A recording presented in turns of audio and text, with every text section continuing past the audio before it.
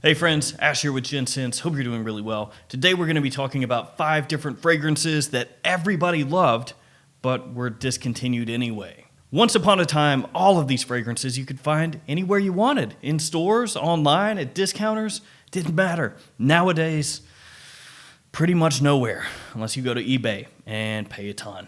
Ugh. So let's jump into it and check out these fragrances that show everyone sometimes critical acclaim means nothing.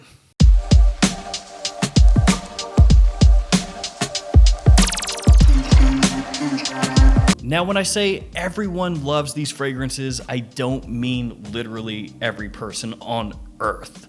But what I do mean is that people in the fragrance community really adored these fragrances. But unfortunately, they apparently did not sell well enough at retail to keep them afloat. Just as an example, Guerlain L'Homme Ideal Cologne. It's not in this official list, but that fragrance so many people enjoyed, and it didn't hurt that at discounters you could find it for about 30 bucks.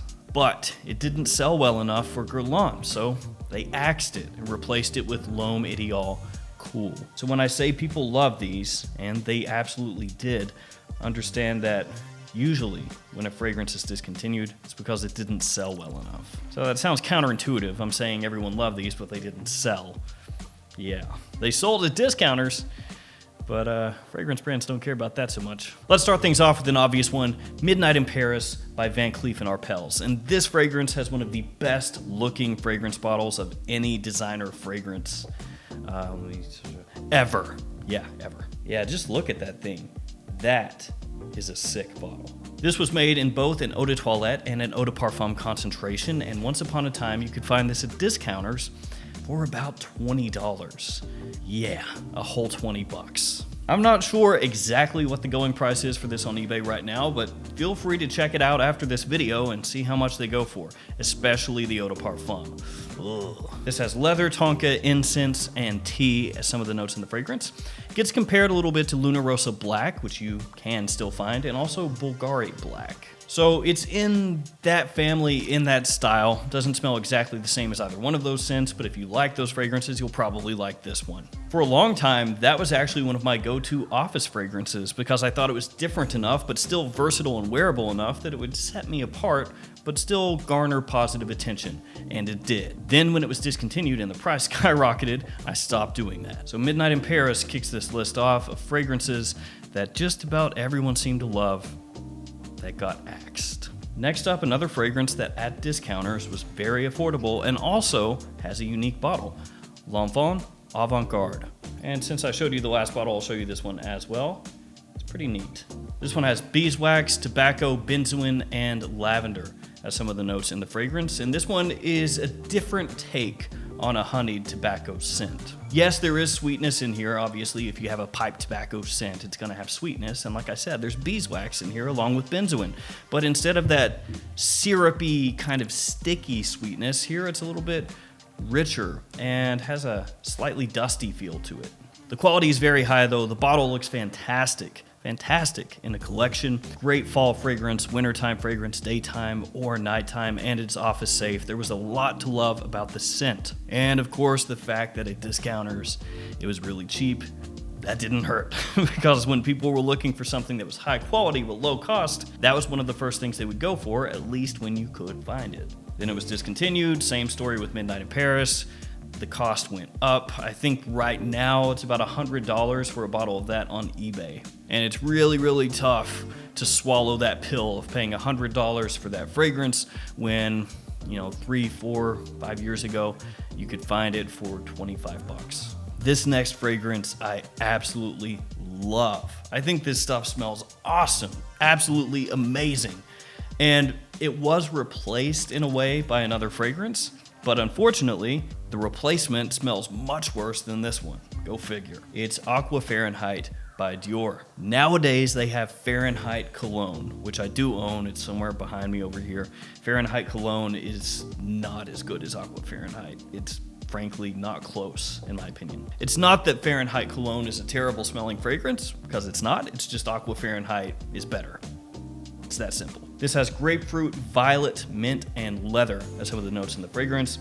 And like you would expect, this is taking Dior's Fahrenheit and turning it into more of a warm weather scent, and it does it so well. The grapefruit and the mint here provide an awesome contrast to the leather and the violet. It smooths the fragrance out, rounds everything off, makes it much more wearable, and makes it frankly a bigger compliment puller if that's what you're after as well over the original Fahrenheit.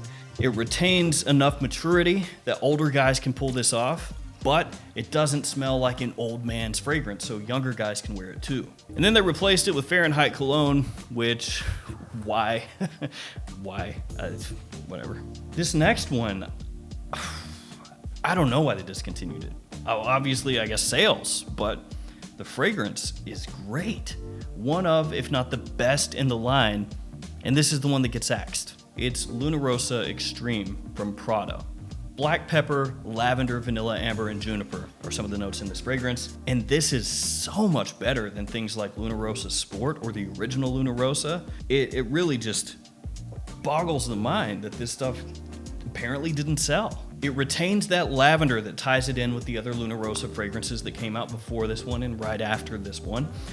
But because of that fresh, spicy black pepper, and the sweetness and the base, the vanilla and the amber, it elevates the DNA of Luna Rossa up above its competitors within its own line. This fragrance was so good in spring and fall, daytime or nighttime, either one.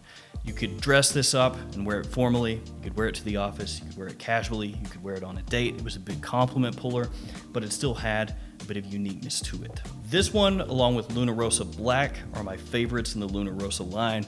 It is a bummer, a real bummer, that they killed this. And in case you're wondering, this does not smell like Luna Rossa Black. Luna Rossa Black does not smell like this.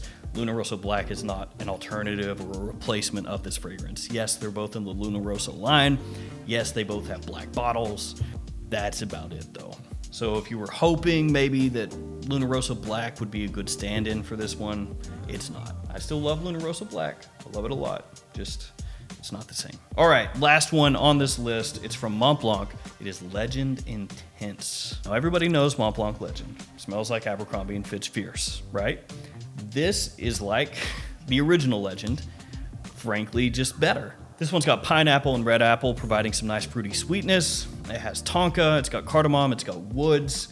This basically takes the Legend DNA and amps it up. Yeah, I know, that's pretty obvious. It's called Legend Intense, but a lot of times you get these flankers that come out and they're whatever intense, and then they're not really, you know, it's not really intense. That's what this one really actually is. It amps that Legend DNA up. It makes it into its own thing a little bit. Yes, there's still the Abercrombie and Fitch Fierce DNA in here as well.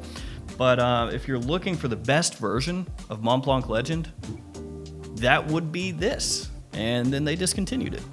You can still find the original Mont Blanc Legend everywhere, and it's really inexpensive from discounters. There's also Legend Spirit, which is similar to Invictus Aqua. But this one, which was, at the time, I guess you could say, the pinnacle of the Legend DNA, they got rid of. And this one was another favorite of people from discounters. So yeah, it was one of those fragrances that sold really well at discounters. People were always scooping it up. People online had a lot of good things to say about it. And then when it came to actual retail sales, apparently didn't do so well. The original Legend, which is, for all intents and purposes, an inferior version of that, still going strong. Yeah. So there we go. 5 different fragrances that were well loved within the fragrance community that sold really well at discounters that lots of people had in their collections that were discontinued. And I don't have any insider information as to why each one of these was discontinued, but 9 times out of 10 it is because of bad retail sales. So it shows selling fragrances really well at discounters is not the same as selling fragrances really well in general. I collect a lot of discontinued fragrances. It's one of my things. I love them. Each one of these is so good, and I wish that more of you out there could experience them. It is a bit of a bummer knowing that some of you out there, one of these fragrances could be your signature scent, but you're never gonna smell it. That sucks. And guys, if there's a fragrance that you loved so much, just with all your heart, and then it got discontinued, I feel your pain. Let me know in the comments below what that fragrance was. For me, I'd say Gucci Envy is my number one. All right, guys, it's going to do it for me. Thanks for hanging out with me today. Thanks for all your support. Stay safe out there, and I will see you guys tomorrow with another fragrance video. See you guys.